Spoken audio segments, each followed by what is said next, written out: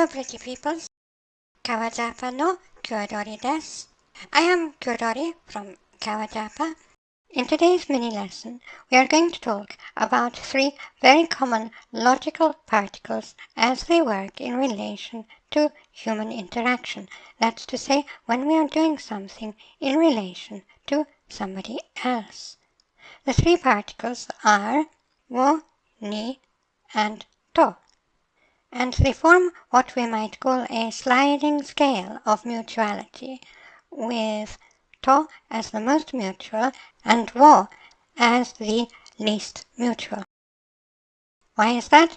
Well, if you think about it, wo is the object marking particle, isn't it? If we do something to somebody with o, we are actually doing something to somebody. We are treating them simply as the object of our action. If we tickle somebody or kill somebody, there is no mutuality implied there, is there? We are simply doing it to them. Now, with the verb hanasu, to talk, we cannot dareka o hanasu. Just as in English you can't talk somebody. It would mean the same thing. Dareka o hanasu is to talk somebody.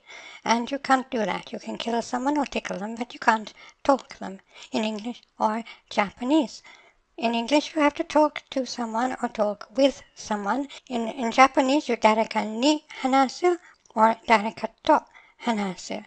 And the difference between the two is very similar to the English difference between talking to someone and talking with someone. If you use ni, you are treating the person as the target, the destination of your talking. You can't use wo because it still implies some mutuality. Even if the other person isn't talking, they are at least listening.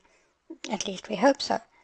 If we use to, dareka to hanasu, we are saying that we have a conversation with them, we talk together.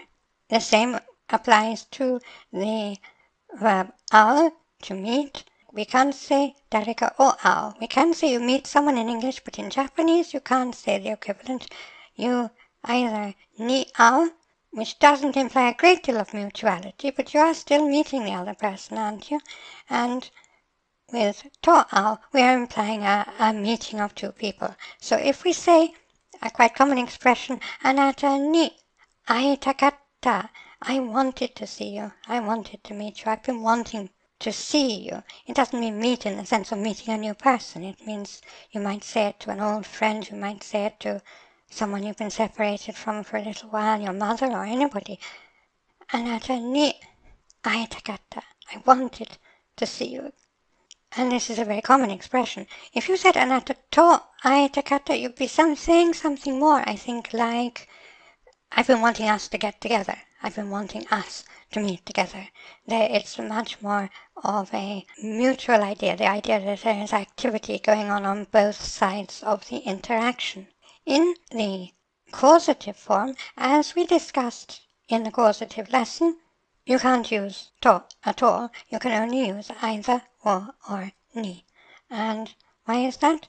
Well, it's because when you do a causative action, you are very much in control of the action. You're either making someone do something or allowing them to do it. If you're making them do it clearly, you are in complete control of the action.